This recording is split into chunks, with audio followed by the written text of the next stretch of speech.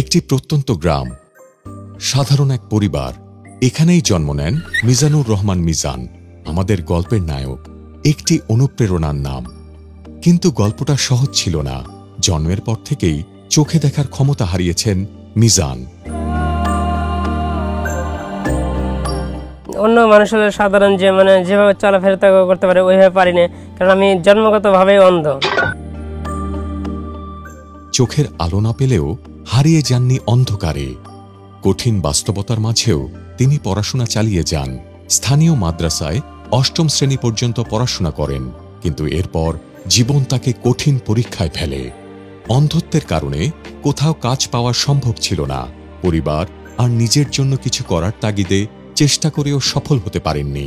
আমাকে আমার পরিবারকে বাঁচাতে হবে। কিন্তু হাল ছাড়েননি মিজান। খোলা আকাশের নিচে বাংলালিংকের স্ক্র্যাচ কার্ড বিক্রি করতে শুরু করেন তিনি।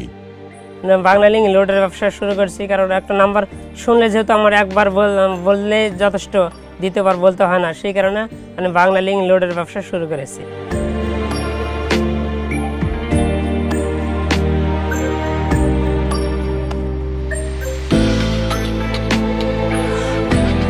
ব্যবসা শুরুতে প্রথমে বাধা আসছিল, তারপর বাধা মোকাবেলা করে এই পর্যন্ত এসেছি।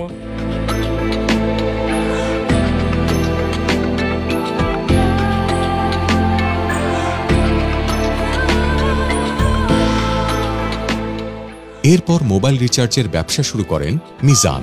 অ্যানালগ ফোনের বোতাম অনুভব করে টাইপ করতে শেখেন। কারো সহায়তা ছাড়াই প্রতিটি নোট আর কয়েন চিনতে পারতেন স্পর্শে।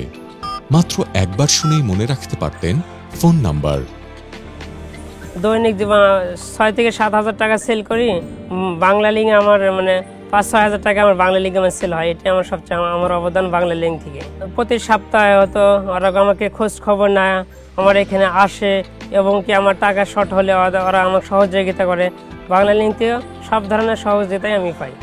তার এই অদম্য সাহস ও প্রতিভা নজর কেড়েছে সবার। বিভিন্ন চ্যানেলে প্রচারিত হয়েছে তার গল্প। তিনি আজ শুধু একজন ব্যবসায়ী নন, এক অনুপ্রেরণার নামও। দৃষ্টি হারালেও হার মানেননি মিজান, আর তার এই সংকল্প পূরণে পাশে ছিল বাংলালিংক।